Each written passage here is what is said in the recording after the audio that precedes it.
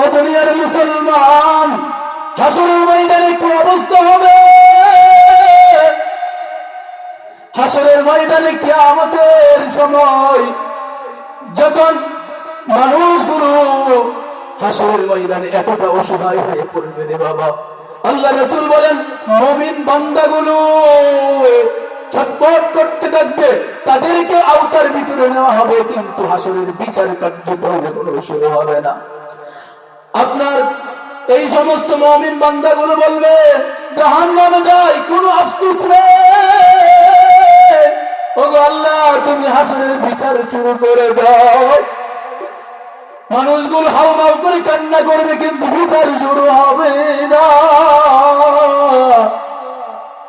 মুমিন বান্দাগুলো পরামর্শ করে বলবে আমরা একজনের কাছে যাই সুপারিশের জন্য, যাতে করে আল্লাহ রাব্বুল আলামিন আমাদের এই কষ্ট থেকে নিরাপত্তা দান করে।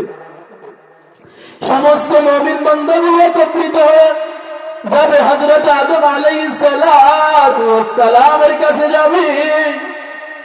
আদম আলাইহিস সালাতু ওয়াস সালামের কাছে বলবে আপনি সমস্ত মানব জাতির পিতা, আল্লাহ রাব্বুল আলামিনের দরবারে আমাদের জন্য সুপারিশ করেন। হযরত আদম আলাইহিস সালাতু ওয়াস সালাম ডাক দিয়ে বললেন আমি তোমাদের ওই কাজের উপযুক্ত নই।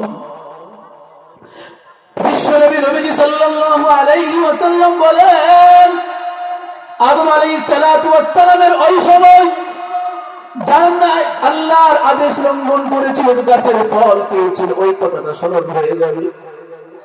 আদম আলাইহিস সালাতু ওয়াস সালাম বলবে তোমরা হযরত নূহ আলাইহিস সালাতু ওয়াস সালামের কাছে চলে যাও। সমস্ত উম্মতগুলো হযরত নূহ আলাইহিস সালাতু ওয়াস সালামের কাছে যাবে। যাওয়ার পরে নূহ আলাইহিস সালাতু ওয়াস সালাম ডাক দিয়ে বলবে আজকের এই দিনের এতটা ভয়ঙ্কর। নূহ আলাইহিস সালাতু ওয়াস সালাম বলবে আমি তোমাদের এই সুপারিশের উপযুক্ত নই। নূহ আলাইহিস সালাতু ওয়াস সালাম ডাক দিয়ে বলবে তোমরা আল্লাহর খলিল হযরত ইব্রাহিম আলাইহিস সালাতু ওয়াস সালামের কাছে চলে যাও।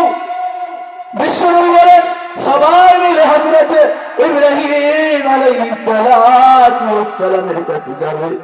যাওয়ার পরে হযরত ইব্রাহিম আলাইহিস সালাতু ওয়াস সালাম বলবে আমি তোমাদের এই কাজের উপযুক্ত নই, তোমরা হযরত মূসা আলাইহিস সালাতু ওয়াস সালামের কাছে চলে যাও।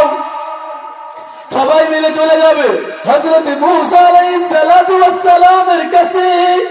যাওয়ার পরে হযরত মূসা আলাইহিস সালাতু ওয়াস সালাম বলবে আমি তোমাদের ওই কাজের উপযুক্ত নই, তোমরা চলে যাও হযরত ঈসা আলাইহিস সালাতু ওয়াস সালামের কাছে।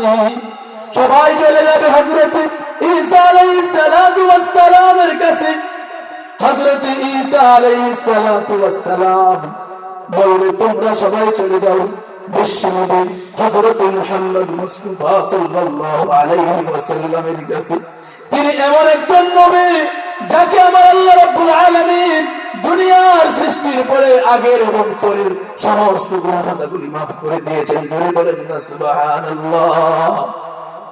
ইয়া আইয়ুহান নাস ইত্তাকু রাব্বাকুম ইন্না যালযালাতাস সাআতি শাইউন আযীম ইয়াওমা তারাউনাহা তাযহালু কুল্লু মুরদিআতিন আম্মা আরদাআত ওয়া তাদউ কুল্লু যাতি হামলিন হামলাহা ওয়া তারান নাসা সুকারা ওয়া মা হুম বিসুকারা ওয়ালাকিন্না আযাবাল্লাহি শাদীদ।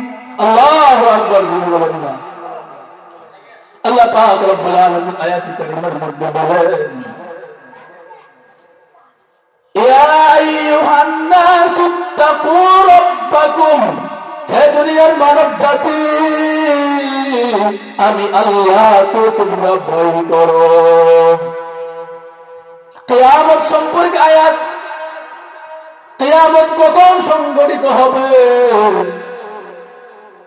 আপনার মুহররম মাসের 10 তারিখে সকালের দিকে কিয়ামত সংঘটিত হয়ে যাবে। আল্লাহ বলেন الناس اتقوا ربكم হে দুনিয়ার মানব, হে দুনিয়ার মানব জাতি, তোমরা সবাই আমি আল্লাহকে ভয় করো, ভয় করার মতো করো। দুনিয়ার প্রেসিডেন্টকে তার পিয়াস ভয় পায়, দুনিয়ার ভয়। আল্লাহ বলেন দুনিয়ার ভয়ের মতো ভয় করলে হবে না, আল্লাহকে পরিপূর্ণ ভয় করতে হবে। কাকে? আল্লাহকে। কাকে? আল্লাহকে। আল্লাহ বলেন ইয়া আইয়ুহান নাস, হে দুনিয়ার মানব জাতি আমি আল্লাহকে ভয় করো। يا أيها الناس اتقوا ربكم إن زلزلة الساعة شيء عظيم। আমার আল্লাহ বলেন নিশ্চয়ই কিয়ামত সংঘটিত হবে। যখন কিয়ামত সংঘটিত হয়ে যাবে রে বাবা, মানুষের ভিতরে এত ভয়াবহ সৃষ্টি হয়ে যাবে, এত ভয়ঙ্কর হবে। আমার আল্লাহ ডাক দিয়ে বলেন ইন্না জালজালাতাস সাআতি শাইউন আযীম। ওই সময় এত ভয়ঙ্কর হবে যখন হযরত ইসরাফিল আলাইহিস সালাতু ওয়াস সালাম প্রথমবার যখন সিংহায় ফুঁক দিয়ে দিবে বাবা, পুরা দুনিয়ার আসমান, জমিন, পাহাড়, পর্বত যা কিছু আছে সব পাহাড়ের মতো ধুলিবাড়ির মতো উঠতে থাকবে। কথা করে ঠিক না? আমার আল্লাহ বলেন ওয়ানুফিখা ফিস সূরি ফাসাইকা মান ফিস সামাওয়াতি ওয়া মান ফিল আরদ ওয়া মান ফিল আরদ ইল্লা মান শাআল্লাহ। যখন হযরত ইসরাফিল আলাইহিস সালাতু ওয়াস সালাম সিংহায় ফুঁক দিয়ে দিবে প্রথমবার, তখন আসমানের নিচে যা কিছু আছে, আসমানের উপরে যা কিছু আছে, আপনার আসমানের নিচে জমিনের উপরে যা কিছু আছে সব কিছু হয়ে যাবে, ভেঙে চুরমার হয়ে যাবে বাবা। এরপরে যখন প্রথম পুঙ্গারের সাথে সাথে মানুষ জমিনের নিচে যা কিছু আছে রে বাবা সব কিছু জমিনের নিচ থেকে বের হয়ে যাবে। এতটুকু শেষ করে না আমার আল্লাহ। আল্লাহ বলেন ইয়াউমা তারাউনাহা তাযহালু কুল্লু মুরদিআ। স্তন্যপায়ী মহিলারা, স্তন্য মহিলারা তাদের আপন দুধের শিশুর কথা বলে যাবে। এত ভয়ঙ্কর হবে রে, ওই দিনের কথা স্মরণ করো বাবা।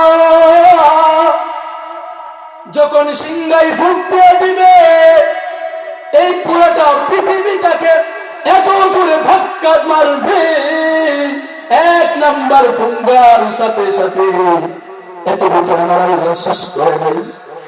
ইয়াউমা তারাউনাহা তাযহালু কুল্লু মুরদিআতিন আম্মা আরদাআত ওয়া তাদাউ কুল্লু যাতি হামলিন হামলাহা। গর্ভবতী নারীরা অটোমেটিক গর্ভপাত হয়ে যাবে, তারা টের পাবে না, এত ভয়ঙ্কর হবে বাবা। এরপরে আল্লাহ রাব্বুল আলামিন হযরত ইসরাফিল আলাইহিস সালাতু ওয়াস সালামকে বলবে দ্বিতীয় ফুৎকার দেওয়ার জন্য। দ্বিতীয় ফুৎকার যখন বলে দিবে, সমস্ত মানুষ যারা পৃথিবীতে জীবিত থাকবে আল্লাহ রাব্বুল আলামিন হযরত আজরাইল আলাইহিস সালাতু ওয়াস সালামকে অর্ডার দিবে, ও আজরাইল পৃথিবীতে যত মানুষ জীবিত আছে প্রত্যেকটা জীবিত মানুষকে তোমার জানগুলো কবজ করে ফেলো।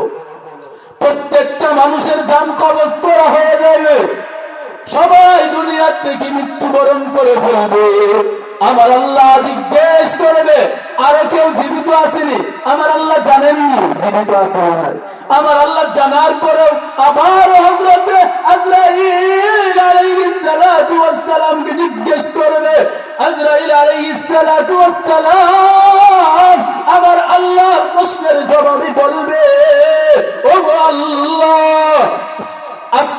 সম্মানিত ফেরেশতাগণ ব্যতীত, আমি তুমি ব্যতীত এই পৃথিবীতে আর কোন মাখলুক জীবিত নাই।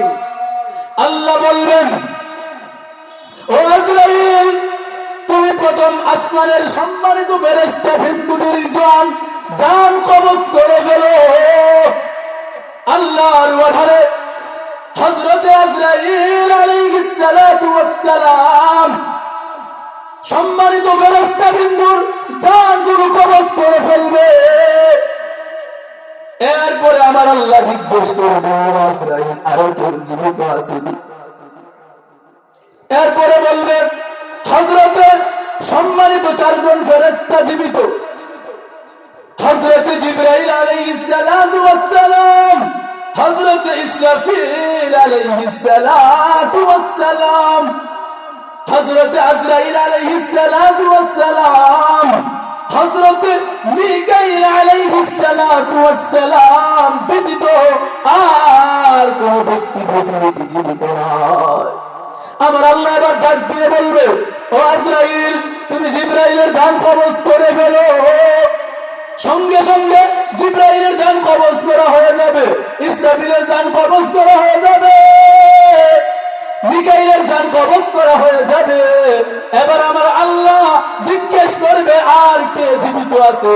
তখন হযরত আজরাইল আলাইহিস সালাতু ওয়াস সালাম বলবে, ও আল্লাহ, আমি আর তুমি ব্যতীত এই পৃথিবীতে আর কোন মাখলুক জীবিত নাই।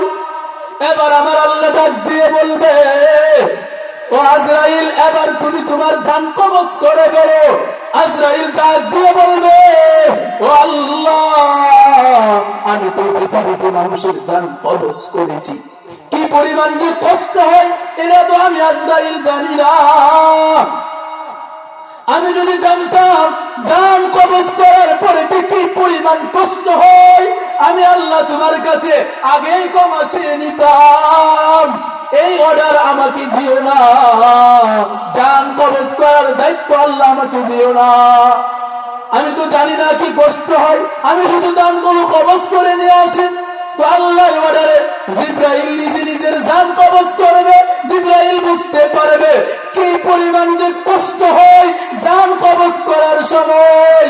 যদি মৃত ব্যক্তি বলতে পারতো, রে বাবা, জান কবজ করলে যে কি পরিমাণ কষ্ট হয়, এবার জিবরাইলের জান কবজ করা হয়ে যাবে।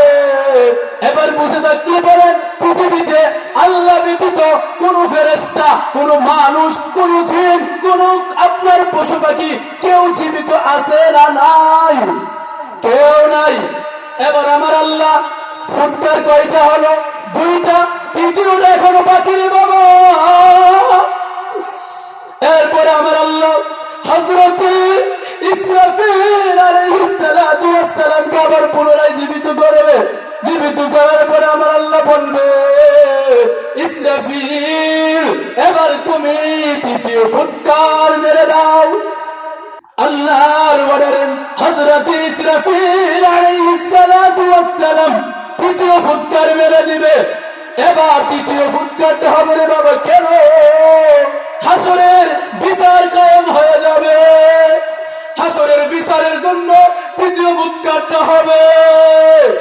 তৃতীয় ফুৎকার দেওয়ার পরে মানুষ হাউমাউ করে কান্না করবে রে বাবা, চিৎকার করবে, কিন্তু বিচার কার্যক্রম শুরু হবে না।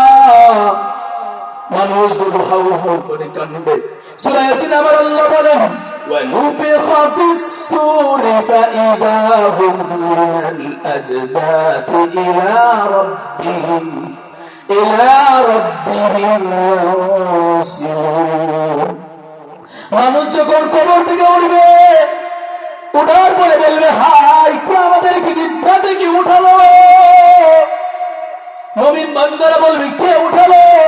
তারপরে বলা হবে যে আল্লাহ, যে রহমাতুল লিল আলামিন, আল্লাহ রাব্বুল আলামিন দুনিয়াতে ওয়াদা করেছিলেন যে কিয়ামত হবে। আল্লাহ রাসূল পয়গম্বর গুলো যা বলেছিল সব সত্য বলেছিল। সত্য না মিথ্যা বলেন না? সত্য না মিথ্যা? সত্য। এরপরে মানুষগুলো আপনার কবর থেকে উঠে ছটফট করতে থাকবে আল্লাহর আদালতে যাওয়ার জন্য। এরপরে হাসরের ময়দানে রে বাবা মানুষগুলো খালি গায়ে উঠবে খবর দেখে। হযরতে আয়েশা সিদ্দিকা রাদিয়াল্লাহু তাআলা আনহু হযরত রাসূল আরবি সাল্লাল্লাহু আলাইহি ওয়াসাল্লাম কে জিজ্ঞেস করবে, ও আল্লাহর রাসূল আপনি যে বললেন হাসরের ময়দানে নারী পুরুষ সব উলঙ্গ অবস্থায় উঠবে, নারী পুরুষ একে অপরের লজ্জাস্থানের দিকে তাকাইবে না। রাসূল আরবি সাল্লাল্লাহু আলাইহি ওয়াসাল্লাম ডাক দিয়ে বলবে, হে আয়েশা তুমি শুনে রাখো ওই সময়ের অবস্থাটা এতটা ভয়ঙ্কর হবে রে বাবা, কোন নারী পুরুষ একে অপরের লজ্জাস্থানের দিকে তাকাইবে তো দূরের কথা নিজের আমল নিয়ে এতটা ব্যস্ত হয়ে পড়বে রে বাবা, নিজেকে নিয়ে এত পেরেশানির মধ্যে পড়ে যাবে। মানুষের ওই সময় দুনিয়াতে একটা সুন্দর মেয়ে দিকে হেঁটে যায়, 10টা যুবক ওই মেয়েটার সুন্দর দিকে তাকিয়ে তাকে কি তাকে না, কথা বলেন তাকে কি তাকে না। হাসরের ময়দানে মানুষের অবস্থা এমন এতটা ভয়ঙ্কর হয়ে যাবে কেউ কারো দিকে তাকাইবে না রে বাবা। হযরত রাসূল আরবি সাল্লাল্লাহু আলাইহি ওয়াসাল্লাম বলেন, সর্বপ্রথম তাকে কাপড় পরিধান করানো হবে। হযরত ইব্রাহিম আলাইহিস সালাতু ওয়াস সালামকে সর্বপ্রথম কাপড় পরিধান করানো হবে। মুফাসসিরিন কিরাম বলেন ওনাকে সর্বপ্রথম কাপড় পরিধান করার দুইটি কারণ উল্লেখ করেছেন। এক নাম্বার হলো হযরত ইব্রাহিম আলাইহিস সালাতু ওয়াস সালাম সর্বপ্রথম দরিদ্রকে কাপড় পরিধান করিয়েছিল। দ্বিতীয় নম্বর হলো নমরুদ ও তার বাহিনী মিলে হযরত ইব্রাহিম আলাইহিস সালাতু ওয়াস সালামকে উলঙ্গ করে আগুনের মধ্যে নিক্ষেপ করেছিল। এরপরে রাসূল আরবি সাল্লাল্লাহু আলাইহি ওয়াসাল্লাম বলবেন, দুনিয়ার সমস্ত মানুষ বেহুশ হয়ে পড়বে, আমি রাসূল বেহুশ হয়ে পড়ব, তবে আমি সর্বপ্রথম হুঁশ প্রাপ্ত হওয়ার পরে আমি দেখব হযরত মূসা আলাইহিস সালাতু ওয়াস সালাম আল্লাহর আরশের উপরে একটি পা রেখে আরশের উপরে জীবিত। বলেন না সুবহানাল্লাহ। আল্লাহ রাসূল বলেন হয়তো আমি ভাববো উনি হয়তো আমার আগে হুঁশ প্রাপ্ত হয়েছেন, কিন্তু আল্লাহ পাক রব্বুল আলামিন যাদেরকে হুঁশ বেহুশ হওয়া থেকে নিরাপত্তা দিয়েছিলেন তাদের মধ্যে উনি একজন। ও দুনিয়ার মুসলমান, হাসরের ময়দানে কি অবস্থা হবে? হাসরের ময়দানে কিয়ামতের সময় যখন মানুষগুলো হাসরের ময়দানে এতটা অসহায় হয়ে পড়বে রে বাবা, আল্লাহ রাসূল বলেন মুমিন বান্দাগুলো ছটফট করতে থাকবে, তাদেরকে আওতার ভিতরে নেওয়া হবে, কিন্তু হাসরের বিচার কার্যক্রম এখনো শুরু হবে না। আপনার এই সমস্ত মুমিন বান্দাগুলো বলবে জাহান্নামে যাই, কোনো আফসোস নেই, ওগো আল্লাহ তুমি হাসরের বিচার শুরু করে দাও। মানুষগুলো হাউমাউ করে কান্না করবে, কিন্তু বিচার শুরু হবে না। মুমিন বান্দাগুলো পরামর্শ করে বলবে আমরা একজনের কাছে যাই সুপারিশের জন্য, যাতে করে আল্লাহ রাব্বুল আলামিন আমাদের এই কষ্ট থেকে নিরাপত্তা দান করে। সমস্ত মুমিন বান্দাগুলো একত্রিত হয়ে যাবে হযরত আদম আলাইহিস সালাতু ওয়াস সালামের কাছে যাবে। আদম আলাইহিস সালাতু ওয়াস সালামের কাছে বলবে আপনি সমস্ত মানব জাতির পিতা, আল্লাহ রাব্বুল আলামিনের দরবারে আমাদের জন্য সুপারিশ করেন। হযরত আদম আলাইহিস সালাতু ওয়াস সালাম ডাক দিয়ে বললেন আমি তোমাদের ওই কাজের উপযুক্ত নই।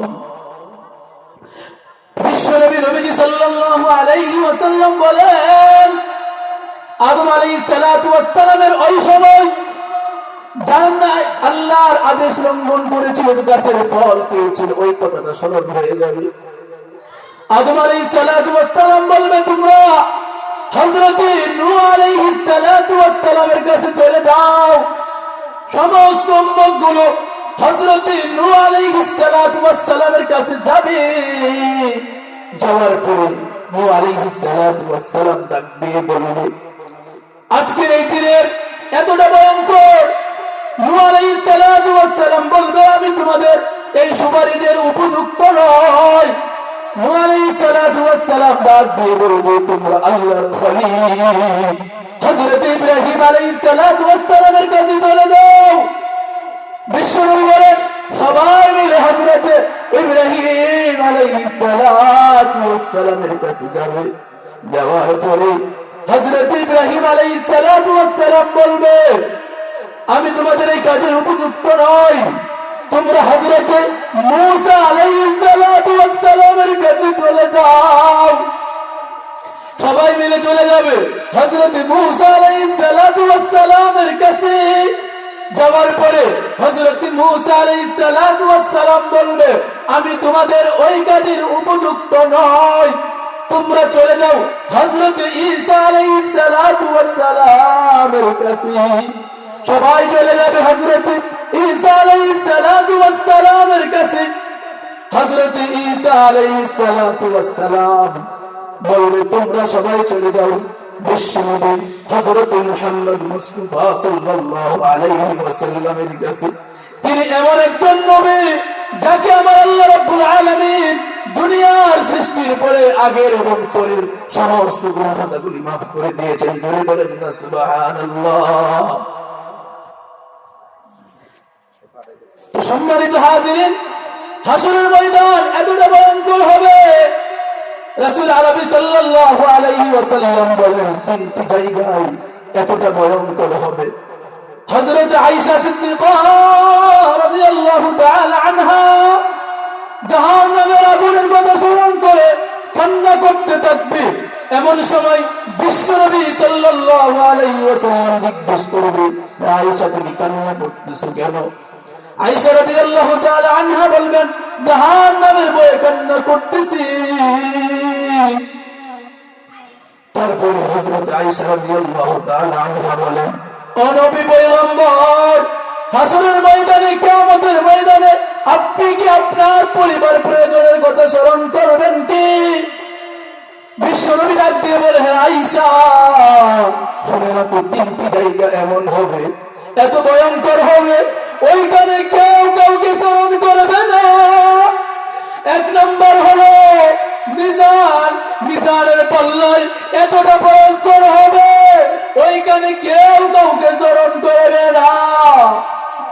ওইখানে যতক্ষণ পর্যন্ত মানুষের আমলনামার পাল্লা, মিজানের পাল্লা ভারী হবে না হালকা হবে, সে নিজে না জানবে ততক্ষণ পর্যন্ত কেউ কাউকে স্মরণ করবে না।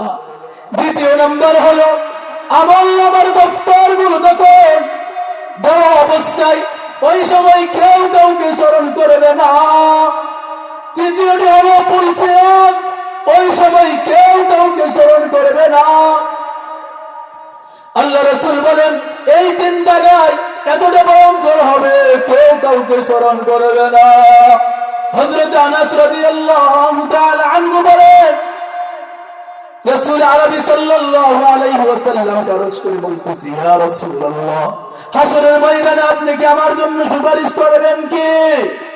রাসূল আরবি সাল্লাল্লাহু আলাইহি ওয়াসাল্লাম ডাক দিয়ে বলেন, অবশ্যই সুপারিশ করব। হযরত আনাস রাদিয়াল্লাহু তাআলা আনহু বলেন, তো হাসরের ময়দানে আপনাকে কোথায় খুঁজ করে পাবো? আমার আপনার মায়ের নবী রাহমাতুল লিল আলামিন ডাক দিয়ে বলে, হে আনাস, তুমি আমাকে প্রথমে পাইবা মিজানে। আনাস বলে, যদি ওইখানে না পাই, এরপরে আমার নবী আপনার নবী বলে, ওইখানে যদি না পাও তাহলে আমাকে পাইবা তুমি পুলসিরাতে পাইবা। আনাস বলে, যদি ওইখানে না পাই তাহলে কোথায় খোঁজ করবো? আল্লাহ রাসূল বলে, যদি ওইখানে আমাকে না পাও তাহলে তুমি আমাকে খোঁজ করবা হাউজে কাউসারে খোঁজ করবা। এবার আনাস ডাক দিয়ে বলে, যদি ওইখানেও না পাই তাহলে আমি আপনাকে কোথায় খোঁজ করবো? আল্লাহ রাসূল বলে, এই তিন জায়গায় ব্যতীত আমি কোথাও থাকবো না। হাসরের ময়দান এতটা ভয়ঙ্কর হবে, কিয়ামতের আলামত কেমন হবে রে বাবা? হযরত ইমাম যাহারি রাহমাতুল্লাহ কিতাবে লেখেন, বিশ্বনবী সাল্লাল্লাহু আলাইহি ওয়াসাল্লাম বলেন, হাসরের ময়দানে দেখুন বিচারের কার্যক্রম শুরু হবে। ওই সময় তিন ব্যক্তিকে সামনে রেখে বিচারের কার্যক্রম শুরু হবে। এক নম্বর হযরত ইউসুফ আলাইহিস সালাতু ওয়াস সালাম, দুই নম্বর হযরত আইয়ুব আলাইহিস সালাতু ওয়াস সালাম, তিন নম্বর হযরত সুলাইমান আলাইহিস সালাতু ওয়াস সালাম। প্রথম যখন আল্লাহ রাব্বুল আলামিন এই তিন ব্যক্তিকে সামনে রেখে বিচারের কার্যক্রম শুরু করবে, প্রথমে জিজ্ঞেস করবে চাকরিজীবীকে, আমার আল্লাহ ডাক দিয়ে জিজ্ঞেস করবে, চাকরিজীবী তুমি কেন আমার ইবাদত করে নাই?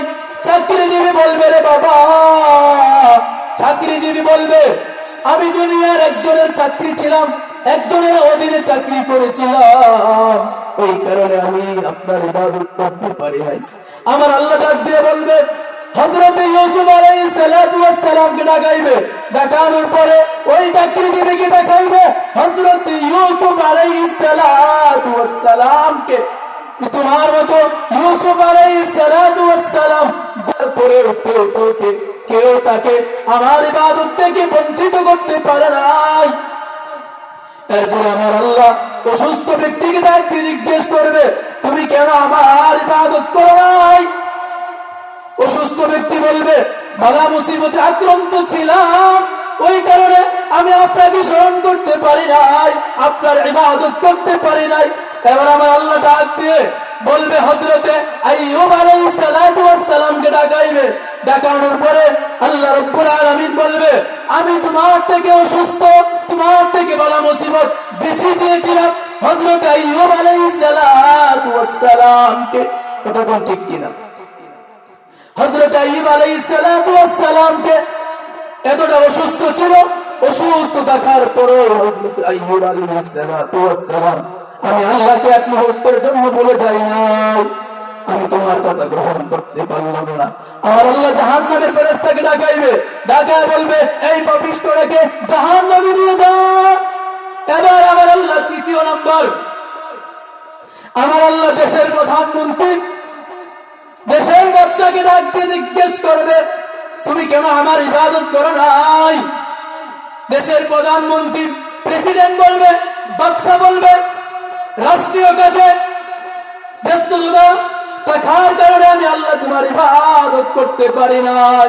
আমার আল্লাহ ডাক দিয়ে বলবে, আমি তোমার থেকে ক্ষমতাবান হযরতে সুলাইমান আলাইহিস সালাতু ওয়াস সালামকে দিয়েছিলাম, তারপরে তো সুলাইমান আমার ইবাদত থেকে এক মুহূর্তের জন্য বঞ্চিত থাকে নাই। কথা কোন ঠিক কি ঠিক না? আলোচনা অবশ্যই হবে। জাহান্নামের ভয় কেমন হবে? হযরত ইবনে মাসউদ রাদিয়াল্লাহু তাআলা আনহু বলে, রাসূল আরবি সাল্লাল্লাহু আলাইহি ওয়াসাল্লাম ইরশাদ করেন, যখন কিয়ামতের ময়দানে জাহান্নামকে উপস্থিত করা হবে, জাহান্নামকে উপস্থিত করা হবে, তার সাথে ৭০,০০০ ফেরেশতা থাকবে, ৭০টি লাগাম থাকবে, প্রতিটি লাগামের সাথে ৭০,০০০ ফেরেশতা থাকবে, তাকে টেনে আনবে, এসে আনবে, আনার পরে তাকে পৌঁছার জান্নাতের রাস্তার মধ্যে জাহান্নামকে বিছানো হবে। জাহান্নাম যখন দেখবে, পাপিষ্ঠ ব্যক্তিকে দেখবে, জাহান্নাম এত বড় একটা গর্জন দিবে রে বাবা, জাহান্নাম বলবে, হাল মিন নাযীর, আমি আরো চাই, আরো লাগবে, পাপিষ্ঠ ব্যক্তি আরো লাগবে, এত বড় গর্জন দিবে। ওই সময় যদি আমার আল্লাহ তাজাল্লি না করে বাবা, ওই সময় সমস্ত মুমিন বান্দা, সমস্ত কাফের গুলোকে আমার আল্লাহ জাহান্নামের পেটের ভিতরে ঢুকায় দিবে। কিন্তু আল্লাহ তাজাল্লি থাকার কারণে জাহান্নামে পারবে না। সেই জন্য জাহান্নামের আগুন কতটা ভয়ঙ্কর হবে আমার আল্লাহ বলেন, ওয়ামতাজুল ইয়াউমা আইয়ুহাল মুজরিমুন। ওই দিন হাসরের ময়দানে আল্লাহ এই ধরনের পাপিষ্ঠদেরকে বলবে, তোমরা আমার মুমিন বান্দা থেকে আলাদা হয়ে যাও। পাপিষ্ঠ মুমিন বান্দা থেকে আলাদা হয়ে যাবে। এভাবে হাসরের ময়দান চলতে থাকবে। এরপরে যখন আল্লাহর রাসূল সাল্লাল্লাহু আলাইহি ওয়াসাল্লাম, ওই দিকে ওই ঘটনা মনে আসেনি?